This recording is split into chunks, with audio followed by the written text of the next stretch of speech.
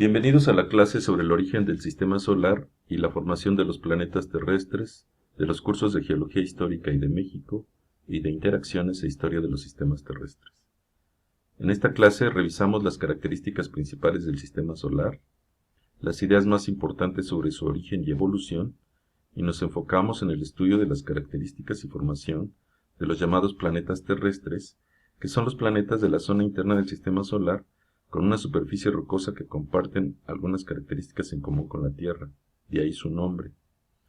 El avance en el conocimiento sobre las características y evolución de los planetas en las últimas décadas ha sido considerable gracias a los nuevos enfoques y perspectivas que nos han dado diferentes tipos de estudios que se han realizado sobre el sistema solar. Estos estudios incluyen los que se han realizado con muestras y observaciones hechas en las misiones espaciales que se han hecho hacia otros planetas, hacia la Luna, hacia algunos cuerpos cometarios, incluso y satélites de los planetas gigantes. También se ha obtenido mucha información sobre el origen del sistema solar a través del estudio de los meteoritos que han caído en la Tierra. Estos meteoritos tienen diferentes características petrológicas, geoquímicas e isotópicas, y el estudio de los más antiguos y de los que surgieron después son los que nos han permitido tener cierta información sobre la evolución de los planetas y en general del sistema solar. También han sido útiles las observaciones telescópicas que se han realizado no solo desde la superficie terrestre como desde las primeras que realizó Galileo, sino también aquellas observaciones y datos recabados por telescopios espaciales como el Hubble y el Kepler. Y finalmente, y uno de los más importantes, es el estudio del registro geológico antiguo de la Tierra a través del análisis de las muestras que están expuestas, de las muestras que se han tomado de afloramientos y rocas expuestas muy antiguas en diferentes zonas de los continentes, sobre todo en las zonas cratónicas antiguas.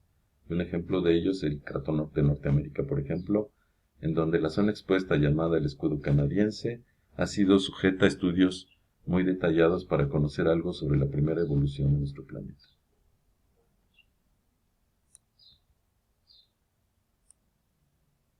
Para iniciar la clase, conviene hacernos algunas preguntas básicas sobre el sistema solar, y estas preguntas pueden ser nuestra guía para ir abordando diferentes conceptos sobresalientes sobre el tema. La primera de ellas: ¿por qué se afirma en diversas hipótesis que el sistema solar se originó a partir de una nebulosa? Es conocido de todos ustedes que la idea de la nebulosa como origen del sistema solar es una idea que ha prevalecido y que se ha fortalecido últimamente.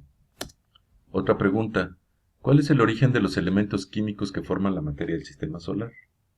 ¿Se encontraban en la nebulosa o se formaron a partir de las reacciones nucleares en el Sol posterior a la nebulosa? Pues miren, esta es una pregunta muy importante porque todos los materiales que nos rodean, todos los materiales que forman la Tierra, la biosfera, nuestra vida cotidiana, están formados por elementos químicos. Sin embargo, es importante tratar de entender si estos elementos realmente existían en la nebulosa antes de que se formara el Sol, o realmente lo está formando el Sol. Es una pregunta básica que tenemos que ser capaces de responder. Otra pregunta: ¿cuáles son los factores que posibilitaron el inicio de la irradiación del Sol? O sea, ¿cuáles son los factores que dieron origen a la luminosidad del Sol? ¿Por qué se formó el Sol?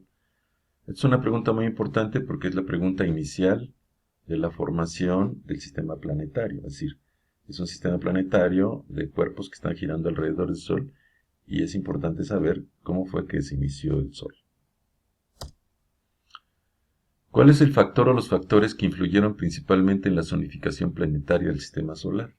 Ya veremos un poco más adelante que realmente los cuerpos que giran alrededor del Sol son de tres tipos. Hay planetas que son de roca, que son los interiores, como la Tierra. Hay los planetas gigantes que son de gas. Y finalmente tenemos en la parte externa, ya sin contar Plutón, porque Plutón ha sido devaluado como planeta, se encuentran dos cuerpos gigantes también que se les considera que son cuerpos de hielo gas. Entonces vamos a tratar de entender qué es lo que sucede, por qué se zonifica así el sistema solar, más allá de los planetas gigantes están los cuerpos que son solamente de hielo, como lo es Plutón y todos los cuerpos del llamado cinturón de Kuiper. ¿Por qué Venus y Urano tienen una rotación retrógrada? Es decir, los planetas giran todos en el mismo sentido alrededor del Sol, pero también rotan en el mismo sentido salvo dos, Venus y Urano en una condición muy extraña que vamos a ver más adelante.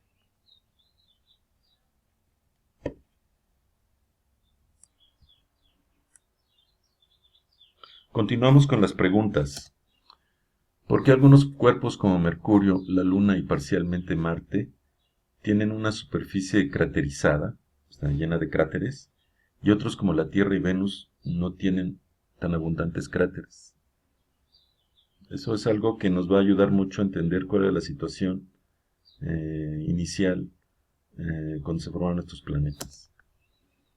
¿Por qué Mercurio tiene una densidad tan alta? Vamos a ver más adelante que Mercurio tiene una densidad muy alta y a pesar de ser un cuerpo pequeño tiene una densidad alta, incluso más alta que los cuerpos grandes como la Tierra y Venus, dentro del grupo de los planetas terrestres. ¿A qué se debe el momento angular tan elevado del sistema Tierra-Luna?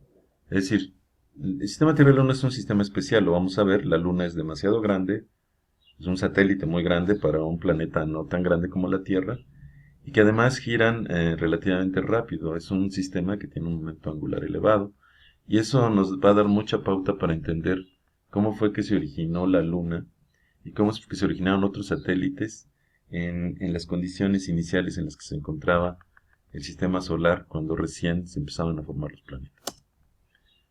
¿Es la Tierra el único planeta que experimenta tectónica de placas? Es una pregunta interesante, porque pues la teoría de la tectónica de placas que ha revolucionado el pensamiento geológico en los últimos 50 años, que tiene evidencias muy claras en la Tierra, en otros planetas no se despliega evidencias tan claras como las que se despliegan en la Tierra, y parecen los otros planetas no haber tenido tectónica de placas, pero es algo que deberíamos de discutir y tratar de resolver.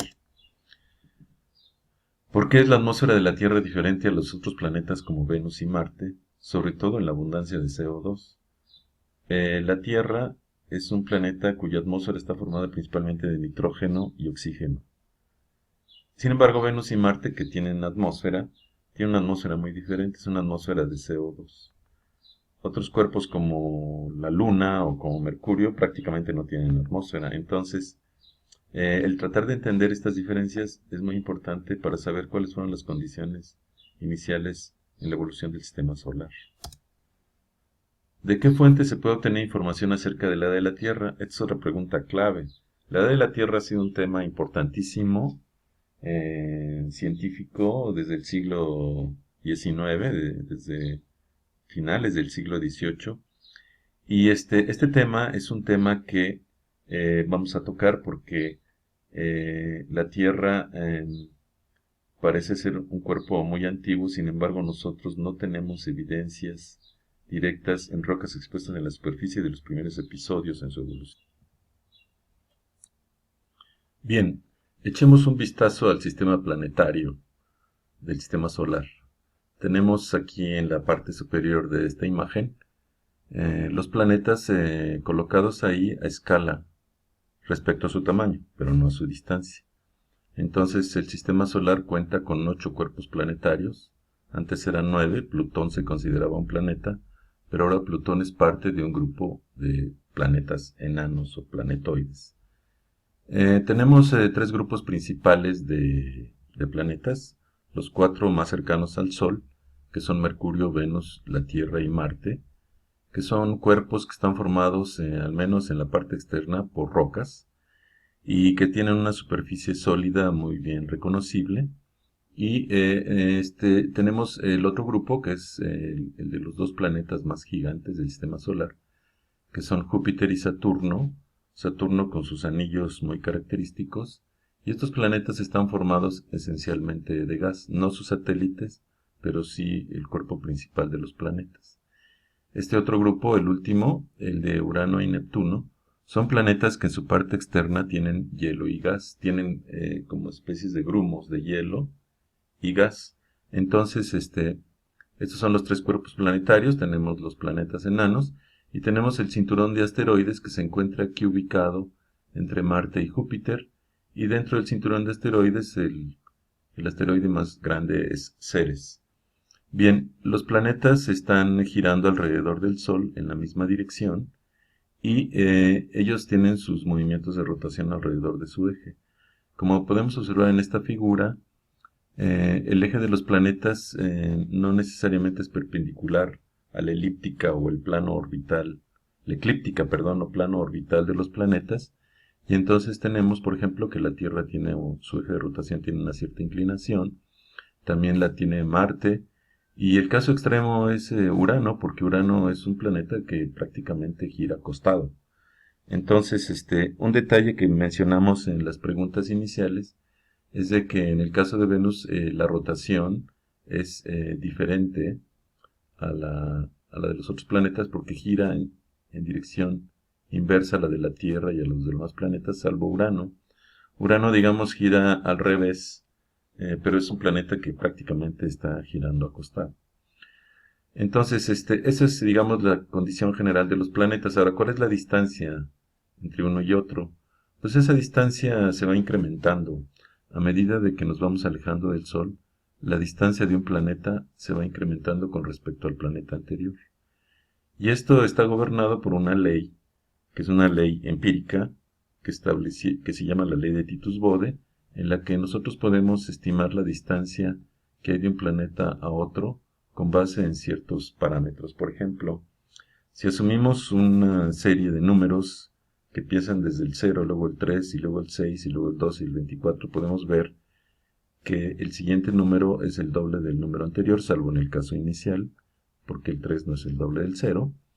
Y entonces nosotros vamos a tener que la distancia que tiene un planeta con respecto al Sol va a estar expresada de acuerdo a esta expresión, en la que la distancia va a ser igual a n más 4, el n obtenido de esta serie, dividido entre 10.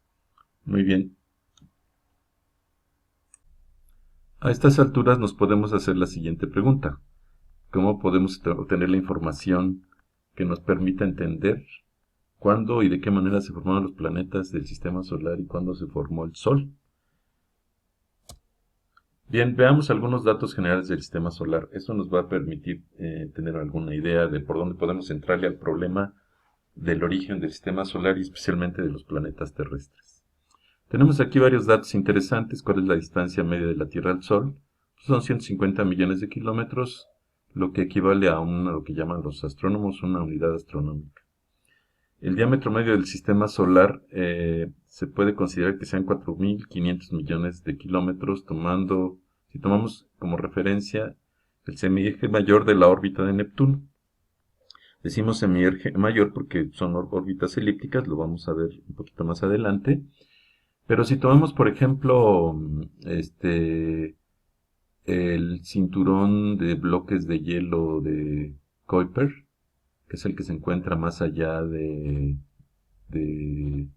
Neptuno, digamos que ahora forma parte del Plutón, de acuerdo a las nuevas concepciones, donde hay muchos trozos de hielo de diferentes tamaños. Consideraríamos entonces que el sistema solar tendría 50 unidades astronómicas, es decir, alrededor de 7.500 millones de kilómetros. Hay una misión espacial que ya pasó muy cerquita de Plutón y que se adentró en el cinturón de Kuiper, que es esta misión que probablemente conocen ustedes, reciente, que se llama Nuevos Horizontes y que tomó una imagen muy cercana de la superficie de Plutón. El diámetro del Sol es de 1.400.000 kilómetros, el sentido orbital de los planetas es directo, es decir, todos giran en la misma dirección. El sentido de rotación de los planetas es directo también, salvo Venus y Urano, como ya lo comentamos. El periodo de rotación máximo es alrededor de su eje es el de Venus, 243 días, no solo gira al revés, sino gira muy lentamente. El planeta más grande del sistema solar es Júpiter, que tiene 71.350 kilómetros de radio, lo que es mucho mayor que los 12.000 aproximadamente que tiene, perdón, de los 6.200 que tiene aproximadamente la Tierra, tiene 12.000 de diámetro. Las inclinaciones extremas orbitales, ya vimos, bueno, son las inclinaciones de sus planos orbitales o sus planos a través de los cuales giran alrededor del Sol, o los planos que describen sus giros alrededor del Sol. El extremo es Mercurio, y el porcentaje de masa del Sol del sistema solar es del 99.86%. Esto es sorprendente. Uno podría pensar que los planetas tienen una masa mayor con respecto, o un porcentaje de masa importante con respecto al total del sistema solar, pero no es así. El porcentaje de masa de los planetas terrestres, por ejemplo, el de los que son de piedra, es solamente del 0.002% de todo el sistema solar.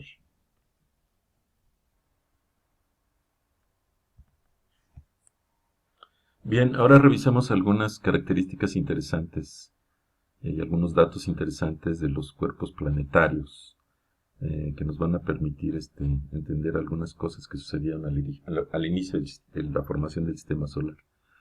En esta tabla podemos ver datos, por ejemplo, como el radio ecuatorial de los diferentes planetas, podemos ver su volumen, podemos ver su masa. Aquí están los planetas gigantes y están los planetas terrestres, que son con una masa mucho menor y con un radio mucho menor. Pero estas dos columnas son interesantes porque estas columnas lo que nos muestran es la densidad de los diferentes planetas, y podemos ver, por ejemplo, que la densidad de los planetas terrestres es mayor claramente que lo de los planetas gigantes. ¿Por qué?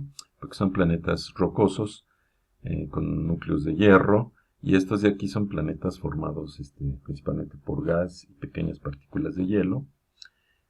Pero esto es todavía más interesante, la densidad corregida. La densidad corregida lo que nos da es la densidad de los planetas si consideráramos que las capas de arriba no están explotando a las capas de abajo, ¿no? Entonces, por ejemplo, en este caso tenemos que Venus tiene una densidad corregida de 4.30 y la Tierra de 4.20, es decir, cuando quitamos el efecto del peso y el aplastamiento de las capas de arriba sobre los de abajo, entonces vamos a encontrar que disminuye la densidad de Venus y disminuye la densidad de la Tierra de manera considerable.